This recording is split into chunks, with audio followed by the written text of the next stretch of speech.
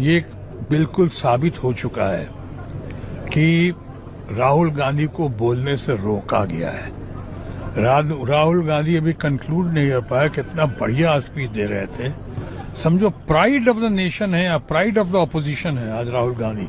सौभाग्य है कि इतना बढ़िया, इतना दबंग, इतना जोरदार, इतना शानदार, इतना दमदार नेता मिला है विपक्ष को, leader of the opposition Rahul Gandhi. अब वो अपनी बात जब रख रहे थे, पूरा विपक्ष क्या, लोकसभा क्या, पूरा देश उनकी ओर देख रहा था और आपने उनके आधे रास्ते रोक दिया। ऐसे तो बहुत बार हमने देखे हैं, चर्चा में बहुत शोर शराबा होता है। क्या किसी को आप आधे रास्ते रोकते हैं?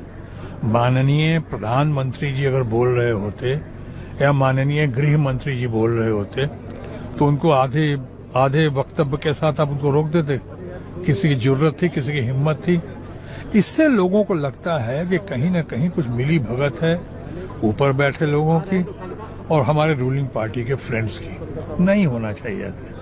हम हमेशा कहते हैं कि ईमानदारी का होना और ईमानदारी का होता हुआ दिखना दोनों बराबर का महत्व रखता है। अब कल अगर राहुल गांधी कह रहे थे, अगर आपको बात उनकी नहीं जच रही थी, हालांकि हम सबों को जची, वो जेन जी की बातें उठा रहे थे, यंगर जनरेशन की बातें उठा रहे थे, हमारे स्टूडेंट्स के को जो प्रताड़ना हुई है, उनके ऊपर जो जोर जुल्म हुआ है, जिस तरह से उनकी पिटाई की है, सर फाड़ दिए गए, लहूलुहान किया गया है, हमारे बहनों के, हमारे बच्चियों के कपड़े जिस तरह से वस्त्र को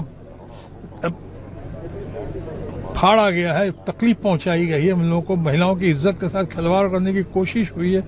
सफेद कपड़ों में लोग लाठी चला रहे हैं, पुलिस साथ में है, उनके साथ उनके सहयोगी सफेद कपड़ों में, वो कील वाले। मैं नहीं कहता मैं पुलिस की इज्जत करता हूँ, देश का पुलिस की इज्जत नहीं करेंगे तो कैसे होगा, लेकिन जो दोषी हैं उनके ऊपर अंकुश लगना चाहिए, उनका हिसाब किताब होना चाहिए, ताकि कानून की आड़ में या ऊपर सुपीरियर्स की आड़ में वो इस तरह की हरकत ना करें।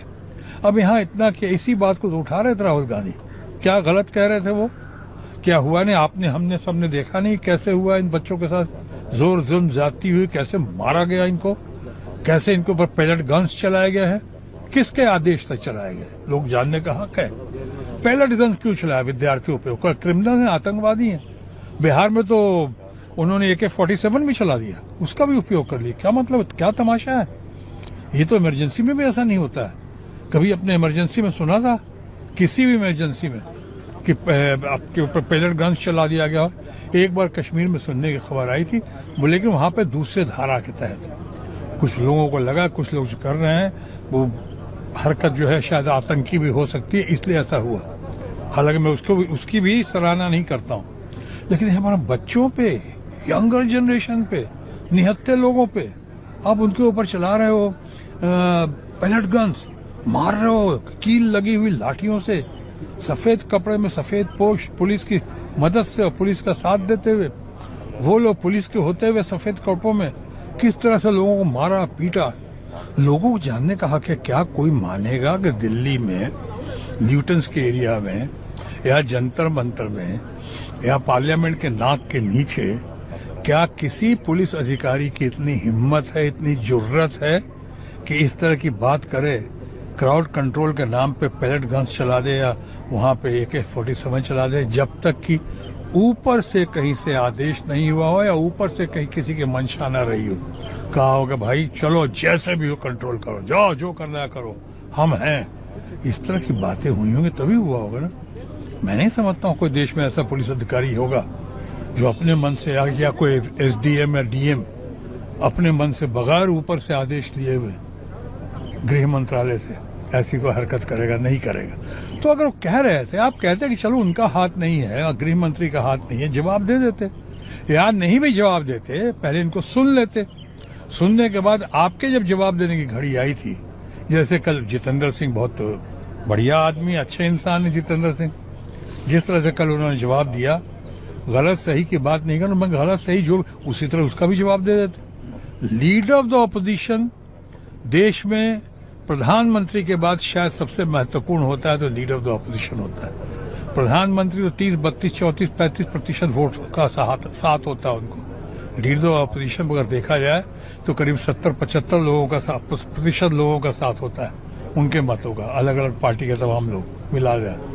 तो ये उसके साथ कैबिनेट रैंक है उस आदमी का, उसको आप इस तरह से हुटिंग कर रहे हैं, जलील कर रहे हैं, क्या क्या नहीं बोल रहे हैं वहां पे। और सबसे बड़ी या सबसे बुरी बात ये कि आप बीच में ही उनका काट देते हैं, उनको कंक्लूड भी नहीं करने देते हैं। ये भी कहा होता किसी ने, कहा अच्छा आप कंक्लूड कर लीजिए, कंक्लूड भी नहीं करने देते हैं।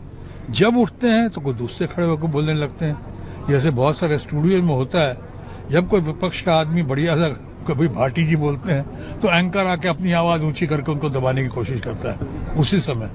और जब रूलिंग पार्टी का होता है तो किसी की हिम्मत नहीं होती, कोई ऐसा नहीं करता। दुनिया देख रही है, इसीलिए आज बहुत सारे मीडिया का नाम गोदी मीडिया इसलिए हो गया कि वो विश्वसनीयता खो चुके हैं। उसी तरह इन हरकतों से हमारे रूलिंग पार्टी के फ्रेंड्स या हमारी सरकार जो जो बातें करती हैं, वायदे करती है, नया कानून ला रही है, कानून ला चुके हैं, उसके बाद फिर नया कानून लाती है, इससे सरकार की विश्वसनीयता चली जाती है कि अरे भाई पहले तो जितनी बातें की, किसानों की आमदनी डबल करने की बातें की, आपने 2 करोड़ रोजगार देने की बातें की, आपने 100 स्मार्ट सिटी देने की बातें की, सारी बातें जैसे हवाई हो गई।